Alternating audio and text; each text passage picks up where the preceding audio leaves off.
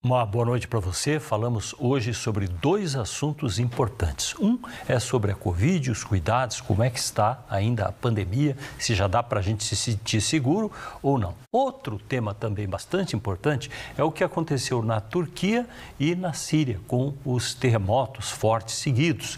E quem conversa com a gente é um médico que veio da Síria, hoje ele é brasileiro, veio para o Brasil para morar, e ele conversa conosco, o médico otorrinolaringologista da Clínica Síria, Dr. Mohamed Feras Al-Laham. Ele é sírio e está ainda prestando ajuda quando pode, ele ainda vai para outros países para levar apoio, assistência aos refugiados. Participa também aqui com a gente João Azevedo, nosso gerente de jornalismo na TV Band. E começamos perguntando exatamente o que é para a Síria. O senhor já saiu há praticamente uns 10 anos, um pouco mais, né, de lá. O que é para a Síria uma situação de terremoto e, pelo que o senhor recebe agora de informações de parentes, a situação que o povo sírio vive? Então, boa noite, Vili. Boa noite, João. Obrigado pelo convite. Cara, é um negócio muito complicado. A Síria está vivendo uma guerra ela vai completar agora, dia 15 de março, uns 12 anos de guerra. A guerra começou em 2011, uma guerra devastadora. Interna, que destruiu o país inteiro. É uma guerra, na verdade, que destruiu quase toda a infraestrutura do país. Então, a gente tem cidades realmente na guerra que sumiu da mapa. E agora, para aparecer esse terremoto, é uma coisa muito triste, porque um país já está sofrendo faz 12 anos e agora vem esse terremoto que destruiu o que sobrou lá do país. Uma coisa muito triste. Já tinha muitas pessoas sofrendo por causa da guerra, por causa do que aconteceu durante 12 anos, e agora esse terremoto, que é um terremoto faz uns 100 anos que a região não teve igual. João Azevedo. Boa noite, Vili. Boa noite, doutor. Boa noite a todos que estão em casa nos acompanhando. Doutor Mohamed, você tem famílias ainda lá na Síria, famílias que passaram por esses terremotos agora, desse começo de ano. Como que está a situação lá? Assim, uma questão mais familiar assim, e dos amigos. Então, infelizmente, eu tenho a minha irmã. Ela mora na Turquia, ela é casada, tem um sobrinho. A minha irmã é brasileira, meu sobrinho é brasileiro, ele é curitibano. Mas por causa do trabalho do marido dela, ela mora lá na Turquia, ela mora numa cidade bem no centro do terremoto. E a minha avó, meus tios, eles moram também numa cidade na Síria.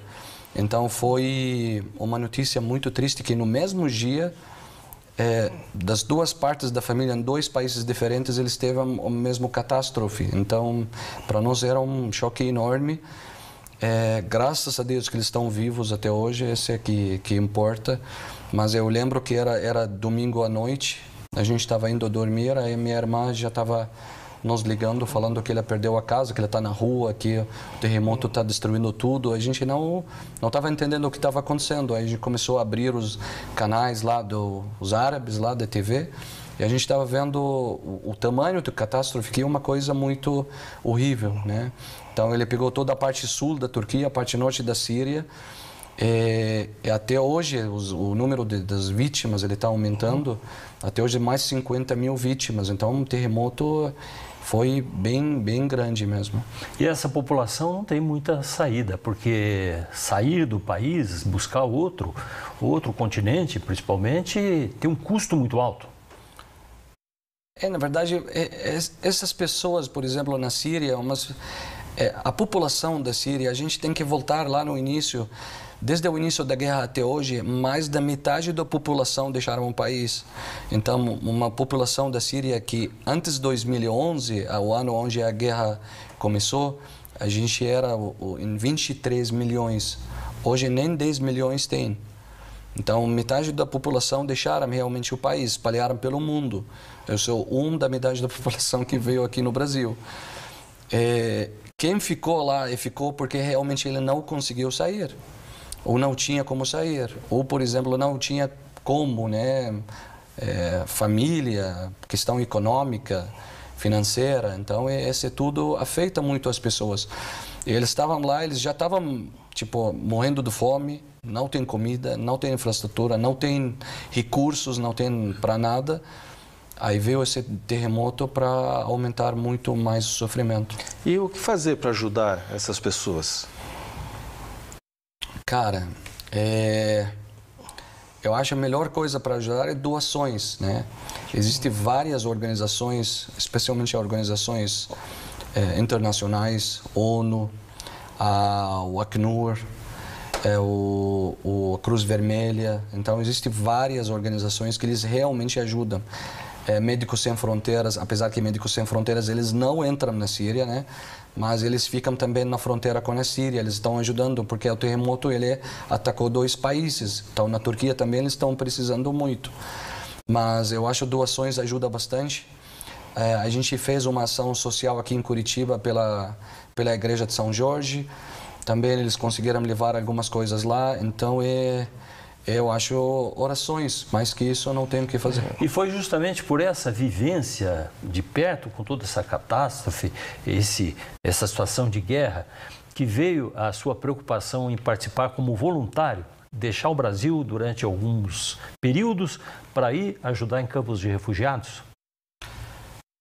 Na verdade, essa história começou faz muito tempo. Eu vim no Brasil como refugiado, eu fugi da guerra. Eu sofri bastante quando eu cheguei aqui. Eu sei o que é refugiado, o que é sofrer como refugiado, como conseguir alguma coisa. Foi bem difícil. Então, eu já passei por isso, entendeu? Então, quando eu comecei a recuperar a minha profissão, meu trabalho aqui, eu tento sempre ajudar os refugiados aqui no Brasil. E a gente está fazendo um projeto social aqui no Brasil com uma organização de ação social lá em Santa Catarina, chama Círculos da Hospitalidade. A gente está tentando ajudar os refugiados dentro e fora do Brasil. Assim que sugeriu também a fazer missões fora do Brasil. Daí a gente começou a fazer lá na Grécia, na França. A última foi o ano passado em Roraima, aqui no norte do Brasil, lá nos campos de refugiados dos venezuelanos. Eu estava te acompanhando pelas suas redes sociais, lá que tem muitas postagens, é uma coisa assim maravilhosa para você entender o que essas pessoas passam nos outros países, né? E você me disse uma vez que não é o fato só de você levar remédio, você levar uma roupa, que essas pessoas, quando você chega lá, o mais importante para elas, às vezes é conversar, é o lado psicológico deles que estão muito afetados, né? E você faz também online esse trabalho? Faço online. A gente tem um sistema para os refugiados conseguirem acessar. Eles colocam os dados dele, mas a gente marca consultas para eles. Então, dentro do Brasil, ainda por causa da pandemia, ajudou muito a questão de telemedicina, teleconsulta. Então, a gente pode ajudar um refugiado que mora lá em Roraima, quanto em Curitiba, a mesma coisa. A gente consegue até fornecer para ele o remédio, se precisar, tal. Mas também fora do Brasil a gente faz online e a gente tenta ajudar ao máximo, numa maneira, né, remota. E como que é ver as crianças nesses campos de refugiados? É muito triste. O campo de refugiado que eu visitei na Grécia, o campo de Elionas, um dos maiores campos de refugiados na Europa, ele fica em Atenas, um campo que a capacidade do campo é 2.000 pessoas, mas tem quase 5.000 pessoas dentro do campo. Lá tem famílias que faz anos, então tem crianças que nasceram dentro desse campo. Eles não estão indo para a escola, eles não têm educação, eles aprendem só o que os pais podem passar para eles. Eu acho isso muito triste. Não tem assistência médica, não tem vacinas. Eles estão crescendo lá e eles não estão conseguindo nem ir para frente e nem voltar para trás. Esse aqui que é muito triste lá nesses campos. O médico muitas vezes acaba tendo que ser também um psicólogo, é isso que acontece na prática num campo de refugiados? Então, Vili, as pessoas que eles fugem do país, eles fugem porque eles querem sair naquele momento daquele lugar. Por causa do risco de vida. O homem, ele olha, ele não sabe se ele vai perder o filho, a filha, a esposa. Então, eles saem, realmente eles arriscam as vidas deles Eles atravessam o mar, chegam no campo de refugiado lá na Grécia. E lá na Grécia, infelizmente, depois de 2016, começou aquela lei da barreira da Europa. Não tem mais refugiados que entram na Europa. Então, a União Europeia estão pagando a Grécia para não deixar mais refugiados chegar na Europa. E a Grécia está tentando barrar todos esses refugiados para não deixar entrar na Europa. Então, tem pessoas que eles ficam lá 3, 4, 5 anos dentro de um campo de refugiado, sem conseguir ir para frente e nem para trás. E lá ninguém fala outra língua. Então, o refugiado que deixou, por exemplo, a Síria, ele só fala árabe. E lá na Grécia, eles falam grego, inglês, francês. Então, tem muitas famílias que eles não falam essas línguas. E acaba esse refugiado ficando dentro do campo, acaba com depressão. Ninguém está ouvindo ele, ninguém está escutando ele, ninguém está sabendo o que está acontecendo com ele. Então, por isso começa também as dores, fibromialgia, dor no corpo, dor de cabeça, enxaqueca, tudo isso é por causa psicológico. Mas eles são várias nacionalidades dentro de um campo de refugiado. Como que eles se relacionam? Como que eles conversam? Porque quando o senhor chega lá, o senhor fala várias línguas, vários idiomas, você consegue intermediar. Mas como que eles, quando eles estão entre eles, como é que é o relacionamento?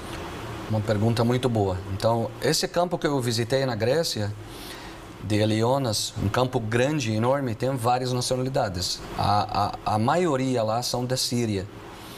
E lá os refugiados sírios, eles estão fazendo igual uma comunidade dentro do campo. Mas existe também bastante refugiado africano, iraquiano, palestino. Então, essas outras nacionalidades, eles estão fazendo uma mini comunidade dentro do campo de refugiado. Então, fui lá e eu vi que, por exemplo, todas as pessoas do Congo, eles estão juntas. Entendeu? De Angola, eu vi pessoas de Angola estão juntas, da Somália, do Sudão, da Eritreia, esses países africanos, eles ficam em comunidades juntas. Essas pessoas, eles ficam o dia todo comunicando entre si, e quando precisar, por exemplo, outra organização não tem tradutor, um deles ele ajuda a outra comunidade a traduzir para a organização, entendeu? E quando eu fui lá, eu usei muito meu árabe, para falar árabe com os refugiados árabes, mas também usei francês, usei inglês, usei português. Então, eles ficam fazendo essas várias comunidades, mini comunidades dentro do campo. E há problema de religião entre eles? Não tem problema nenhum. Pessoas lá não ficam pensando nada sobre religião, sobre etnia, sobre raça. Tudo igual, lá tudo igual. Eles se ajudam entre si. Então, por exemplo, um somaliano que ele tem uma comida a mais, ele vai dar para o sírio, por exemplo. O sírio que tem comida a mais, ele vai dar para o congolense, por exemplo. Entendeu? Então, eles todos são na mesma. Eles querem, todo mundo quer só sair de lá, só achar uma vida melhor, só procurar como avançar para frente, entendeu? Mas é uma situação de incerteza que deve realmente afetar a saúde, o psicológico, porque a pessoa não pode prosseguir com a viagem, indo para a Europa, porque tem essa barreira. E também não pode retornar para o seu país, que o país está destruído. E também a pessoa não sabe por quanto tempo vai durar essa realidade. Exatamente. A incerteza deve ser o pior mal para essas pessoas. É a definição de depressão, né? Então, essa é a depressão. A depressão é o mal do ciclo, né? Então, essas pessoas eles ficam realmente muito deprimidas. É a depressão que causa várias coisas orgânicas, né? Então, eu chego lá com eles, por exemplo, eu vi várias famílias da Síria dentro do campo. Eles falaram, tem um médico que fala árabe lá e todo mundo foi lá só para conversar comigo. Só ele queria me contar o que aconteceu com ele, como ele perdeu a esposa, como ele perdeu a filha, como ele perdeu o pai, entendeu? Eles querem falar, eles querem ser ouvidas, né? Então, ajuda muito. Para mim, como ser humano, é uma coisa, escutar outro ser humano o sofrimento ajuda bastante. Nós vamos para o intervalo, estamos conversando hoje aqui com um médico que é sírio, veio para o Brasil, hoje tem aqui a sua própria clínica, trabalha na clínica síria e também vários outros grandes hospitais aqui do Paraná, na área de especialidade dele, que é a otorrinolaringologia. E está trazendo para a gente uma visão do que é a situação da Síria, da Turquia, os campos de refugiados. E, na sequência, nós falamos também sobre outro assunto bastante importante, que é a Covid, especialidade dele. como está, o que fazer, se vacina novamente. São dúvidas que na sequência vão ser respondidas. Já voltamos.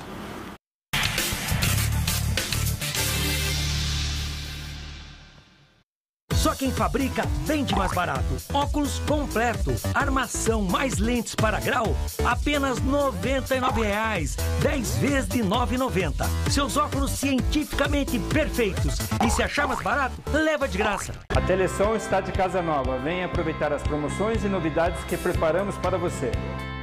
Na compra do seu óculos completo, você ganha 10 cartelas de pilhas.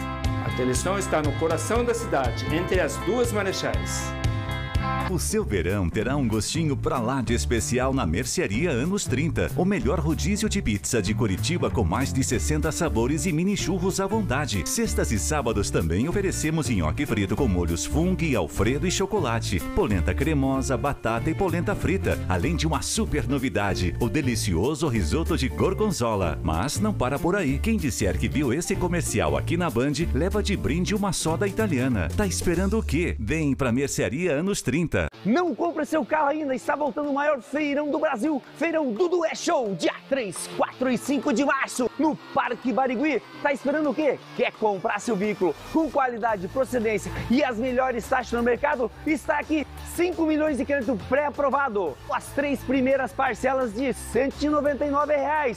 Ou faz o seguinte, paga só a partir de julho. Corre pra cá, Parque Barigui, dia 3, 4 e 5, mais de 1.000 carros. Com a Mega Mania, você pode ganhar 10 mil no primeiro, segundo e terceiro prêmio. E 200 mil reais no quarto prêmio. São 200 mil reais que vão melhorar a sua vida. Ao adquirir o título de capitalização, você ajuda os amigos do HC cedendo o direito de resgate. Realização, Cover Capitalização. Só quem fabrica pode oferecer essa vantagem. Óculos em dobro. Aqui na Ponto de Visão, comprando seus óculos, o segundo você leva de graça. Seus óculos entregues em tempo recorde, com adaptação garantida ou o seu dinheiro de volta.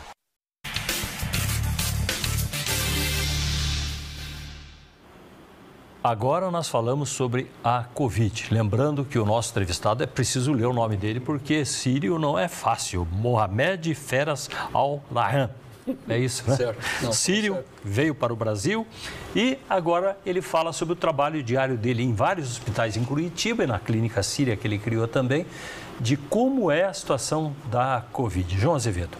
Lembrando que o Dr. Mohamed é o nosso médico aqui da Band, né, que nos atende sempre que nós temos algum problema aqui relacionado a essa doença, a gente procura o Dr. Mohamed. E a pergunta é simples, a pandemia acabou? Cara, uma pergunta muito, muito, né, polêmica. Na verdade, pessoalmente, eu acho desde que começou a pandemia, eu lembro bem quando eu comecei a atender o primeiro caso lá no hospital aqui em Curitiba, a gente está vivendo uma nova realidade. A gente não pode falar que a pandemia começou e acabou, porque o Covid ele vai continuar com a gente para sempre. É um vírus que existe, ele não vai desaparecer do dia para o outro. É um vírus que existe, que está infectando as pessoas estão pegando, que a gente está tomando a vacina e a gente não está tomando a vacina para o vírus sumir da vida, desaparecer. O vírus vai ficar, vai continuar presente, ele vai infectar várias pessoas, mas a complicação do vírus está bem menos que como a gente estava vivendo antes.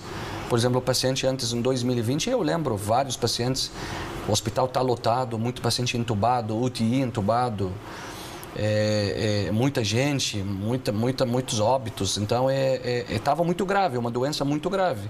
Mas agora, depois da vacina, graças a Deus, a taxa do internamento está muito baixa e a complicação da doença está bem menos. Mas o Covid não vai acabar. E o que o senhor diz para quem chega lá no consultório, no hospital, e diz que não vai tomar a vacina? Tem que dizer alguma coisa, né? Eu brigo, porque a vacina salva vidas, entendeu? Você está tomando a vacina para salvar a tua vida, salvar a vida da tua família. Então, infelizmente, existe até hoje pessoas que eles não querem tomar vacina, por uma causa ou outra. Mas eu tomei todas as vacinas, minha família tomaram todas as vacinas, meus pacientes têm que tomar as vacinas, vários tomaram as vacinas. Inclusive agora, quando há essa queda no número de casos, seria importante a continuidade. Medo, aquele silêncio que dá medo, baixou bastante os casos, então vamos largar tudo, vamos ficar tudo aberto, tudo legal. Aí que o medo, esse é o risco, vai aumentar o risco, que é aumentar muito mais os casos. Então, se a gente está controlando os casos, o número dos casos está baixo, melhor momento para a gente continuar cuidando, tomar a vacina, colocar a máscara no ambiente lotado. Então, continuar, lavando mão, usando álcool gel, todas essas coisas.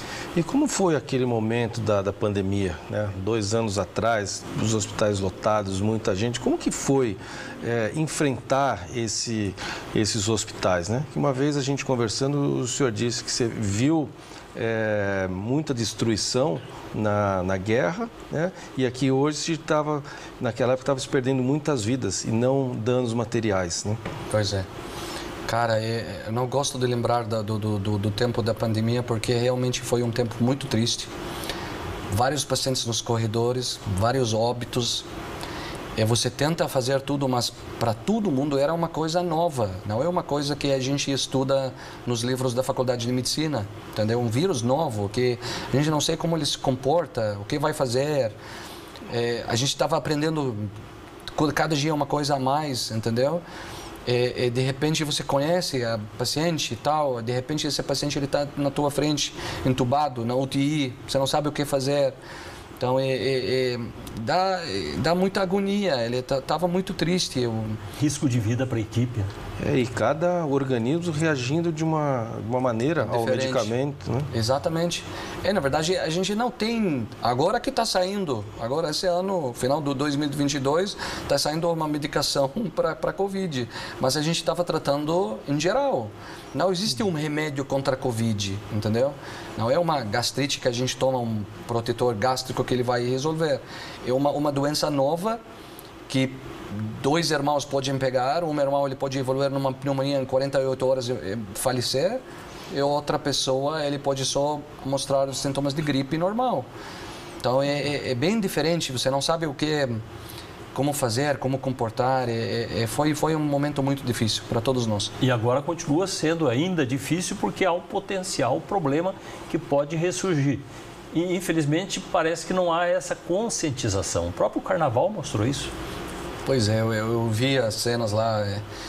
É muito preocupante, né? Preocupante ver todas essas pessoas juntas no mesmo lugar. Ninguém está se importando com nada. Mas, infelizmente, o vírus existe. O Covid, ele não sumiu, ele não desapareceu. Um vírus que, uma coisa física, que ele já está no nosso ambiente. Já está no ar, já está na escola, já está na universidade, já está no ônibus. E até hoje eu estou atendendo pacientes com Covid. Hoje, inclusive, eu tive um paciente que eu mandei para fazer o teste porque provavelmente ele está com Covid. Então, é um vírus que existe, a gente tem que cuidar muito.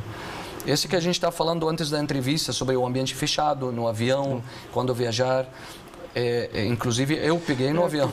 No avião teria que ter máscara também, né? Com certeza. Para complementar. Porque é a polêmica, né, Vili? Porque o carnaval, todo mundo sem máscara. Aí você vai viajar, tem que ter máscara dentro do avião. Então, cria-se muita polêmica. As pessoas discutem da confusão por causa dessas diferenças de lugares, né? O que pode e o que não pode ter máscara, né?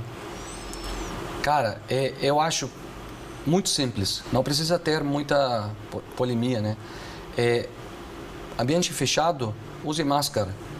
Ambiente que tem muita gente, use máscara. Avião, você tá mesmo o avião que está usando agora o sistema antisséptico, aquele do ar e tal, mesmo assim eu vou usar máscara.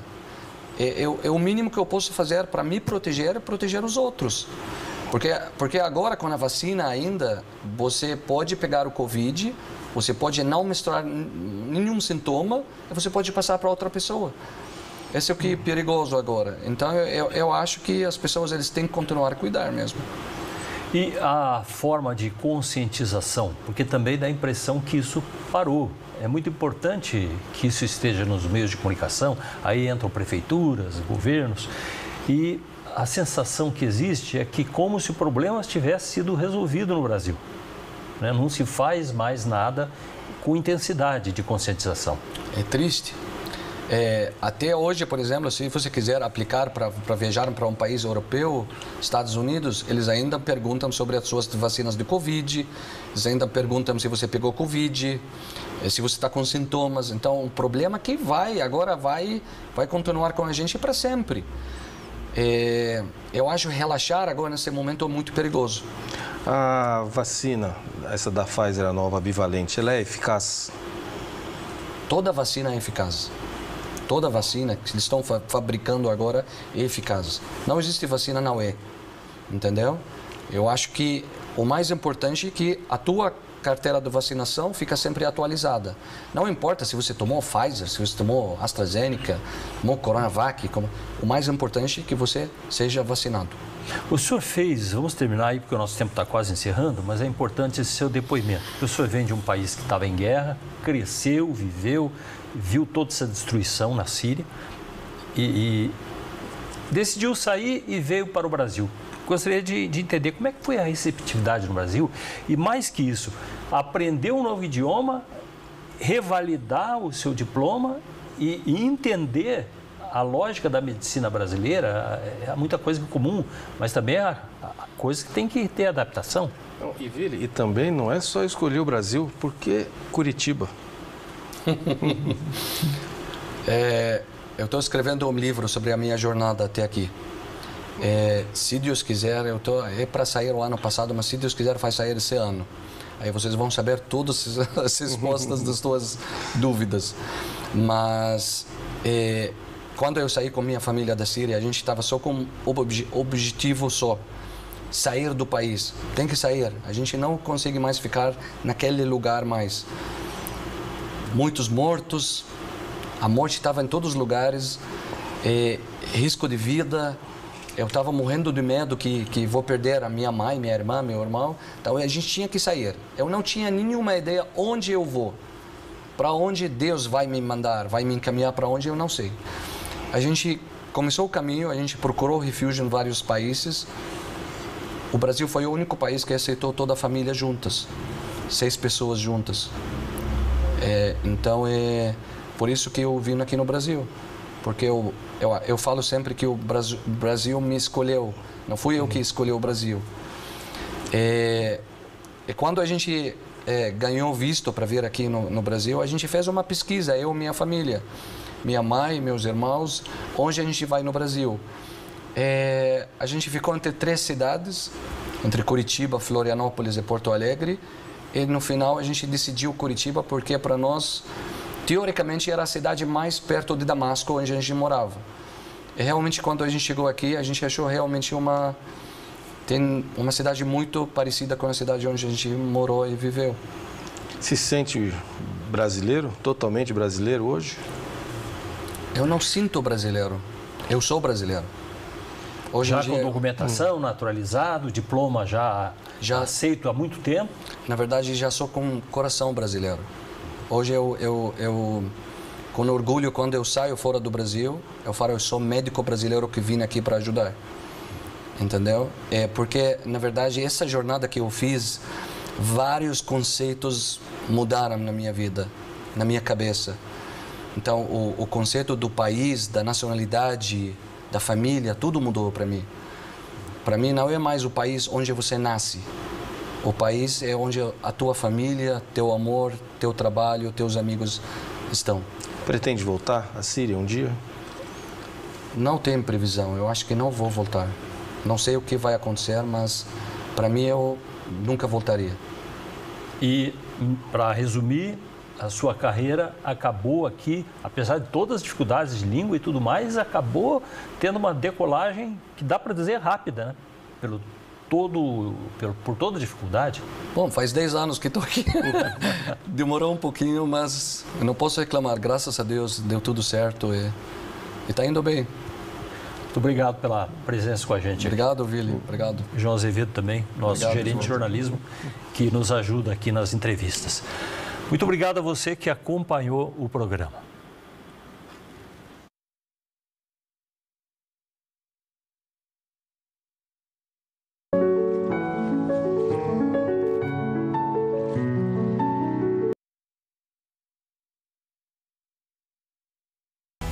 disputa por apartamentos funcionais em Brasília. Pelo menos 10 deputados furam fila para ocupar imóveis.